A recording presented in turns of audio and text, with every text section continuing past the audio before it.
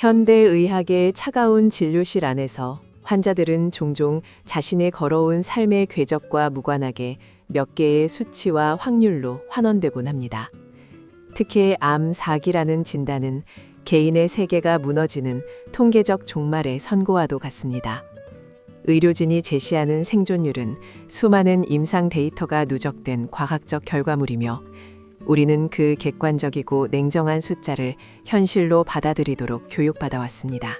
그러나 이 견고한 확률의 벽을 비껴간 한 사람의 생존 사례가 대중에게 전달될 때 우리는 설명하기 어려운 강렬한 파동을 경험하게 됩니다. 73이라는 고령의 나이에 말기암을 이겨낸 완치 선배가 지금 투병 중인 당신에게 보내는 영상 편지. 우리는 왜 그 어떤 세계적인 명의의 소견보다 이 한 개인의 떨리는 목소리와 서사에 더 깊이 몰입하고 강력하게 반응하는 것일까요? 이 73 노인의 완치 소식은 칠흑 같은 어둠 속을 걷고 있는 투병 환자들에게 단순히 마음을 달래주는 따뜻한 위로에 불과한 것일지 아니면 우리가 절대적이라고 믿었던 의료 시스템과 생명의 한계에 대해 던지는 새롭고 묵직한 질문일지 돌아보아야 합니다.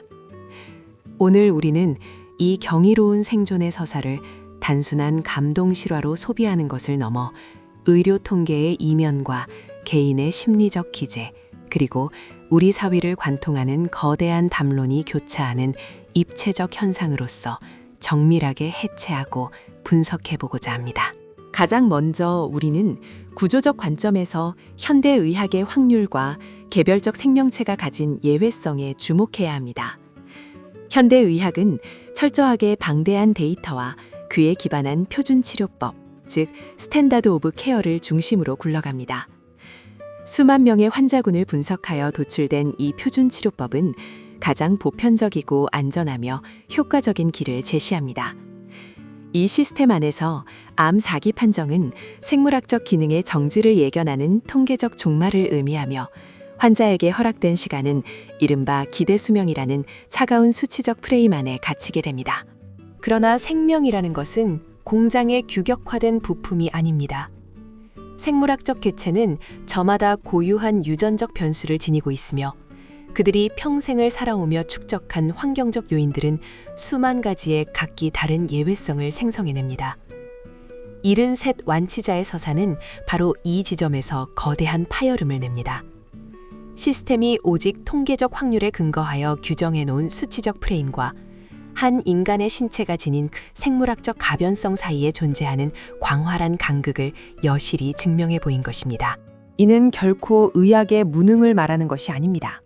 오히려 표준 치료 시스템의 거대한 그물망이 미처 다 담아내지 못하는 생명 본연의 개별적 특수성과 탄력성에 대한 매우 중요한 논의를 촉발합니다. 기적이라는 신비주의적 단어 뒤에 숨은 생명의 복잡성을 인정할 때 우리는 질병을 다루는 방식에 있어 새로운 통찰을 얻을 수 있습니다. 이러한 구조적 한계 속에서 환자 개인이 겪는 내밀한 심리적 변화를 들여다보면 이 서사가 지닌 또 다른 강력한 힘을 발견할 수 있습니다. 투병 과정에서 환자가 경험하는 가장 뼈아픈 고통은 육체적 통증 그 자체에 머물지 않습니다. 그것은 내 삶을 내 의지대로 통제할 수 없다는 극심한 무력감, 즉 통제권의 전면적인 상실에서 기인합니다. 병원에 들어서는 순간 환자는 고유한 이름을 가진 주체에서 병상 번호와 질병명으로 불리는 수동적 객체로 전락하기 쉽습니다. 식사 시간부터 수면, 투약, 그리고 생사의 여부까지 모든 것이 의료 시스템이라는 거대한 기계 장치에 이양됩니다. 그러나 영상 편지 속 완치자가 거듭하여 강조하는 삶에 대한 집중이라는 태도는 심리학적으로 매우 중대한 전환을 의미합니다. 이는 무너져버린 자기 효능감의 눈부심 회복입니다. 스스로 긍정적인 마음을 먹고 일상에 집중하라는 조언은 결코 허황된 낙관주의가 아닙니다. 병원 시스템의 컨베이어 벨트에 몸을 내맡긴 수동적 객체에서 벗어나 자신이 먹는 음식의 질감을 느끼고 아침에 눈을 떠 창밖의 햇살을 마주하며 자신의 일상을 스스로 조직하는 능동적 주체로 변화하는 치열한 투쟁의 과정입니다. 최근의 정신신경면역학은 환자의 이러한 주체적이고 능동적인 심리 상태가 스트레스 호르몬을 억제하고 신체의 자체 면역 체계에 실질적인 상관관계를 미친다는 것을 입증해 가고 있습니다. 따라서 이 완치자의 태도 변화는 단순한 긍정의 힘을 넘어서서 생존을 위해 채택된 고도로 전략적이고 강력한 심리적 기제로 고찰되어야 마땅합니다. 나아가 이 서사는 개인의 영역을 넘어 우리가 속한 초고령 사회의 거대한 사회적 담론과 맞닿아 있습니다. 현대 사회, 특히 초고령화가 급속도로 진행되는 우리 사회에서 고령자가 앓게 되는 중병은 종종 생애 마감을 위한 자연스러운 수순으로 수용되곤 합니다. 젊은 사람의 암 발병 앞에서는 적극적인 치료와 극복의 의지가 당연시되지만 이른이 넘은 노인의 말기암 앞에서는 사회도 심지어 가족조차도 완치보다는 고통 없는 연명이나 조용한 포기를 권유하는 암묵적인 정서가 존재합니다. 그러나 70셋 완치자의 서사는 이러한 사회적 통념을 정면으로 돌파합니다. 그는 노년의 투병을 삶의 마무리를 위한 체념적 단계가 아니라 여전히 주체적으로 맞서 싸워 극복해낼 수 있는 능동적 도전의 대상으로 재정의했습니다. 대중이 이 영상에 이토록 열광하고 몰입하는 이유는 명확합니다. 그것은 단지 한 노인의 기적에 대한 축하가 아니라 늙어감과 죽음에 직면한 현대인들의 근원적인 공포, 그리고 성공적 노화, 석세스풀 에이징에 대한 간절한 욕망이 투영된 결과입니다. 우리는 죽음이라는 가장 거대한 공포를 정면으로 이겨낸 이 영웅적 서사를 목도함으로써 시대 전체에 짙게 깔려있는 노화와 질병에 대한 실존적 불안을 해소하려는 집단적 심리를 보여주고 있는 것입니다. 이와 함께 우리는 이 현상의 기저에 깔려있는 이해관계와 권력역학의 관점, 특히 정보 비대칭 속에서 발생하는 권위의 이동을 냉철하게 분석해야 합니다. 전통적으로 질병과 치료에 관한 정보의 권력은 오로지 흰 가운을 입은 의료진에게 독점적으로 집중되어 있었습니다. 환자들은 철저한 정보의 비대칭 속에서 의사의 결정에 순응하는 것 외에는 대안이 없었습니다. 그러나 미디어 플랫폼이 발달하고 생존자들의 생생한 경험담이 유튜브와 같은 매체를 통해 무한히 확산되면서 정보의 권위는 점차 전통적인 의학적 지식에서 생존적 경험이라는 새로운 영역으로 분산되고 이동하고 있습니다. 생사고락을 직접 통과해낸 자의 말은 임상 데이터만을 바라보는 전문가의 차가운 진단보다 환자들의 마음에 훨씬 더 깊고 빠르고 치명적으로 꽂힘이니다. 이러한 현상은 환자들에게 표준 치료가 제시하지 못하는 대안적 희망과 깊은 정서적 연대감을 제공한다는 점에서 분명한 이익을 줍니다. 하지만 빛이 강할수록 그림자도 짙은 법입니다. 의료진의 필터링을 거치지 않은 개인의 경험칙이 보편적 진리로 등갑할 때 환자들은 과학적 근거가 현저히 부족한 검증되지 않은 치료법에 무방비로 노출될 위험, 즉 치명적인 손해를 입을 가능성 또한 내포하게 됩니다.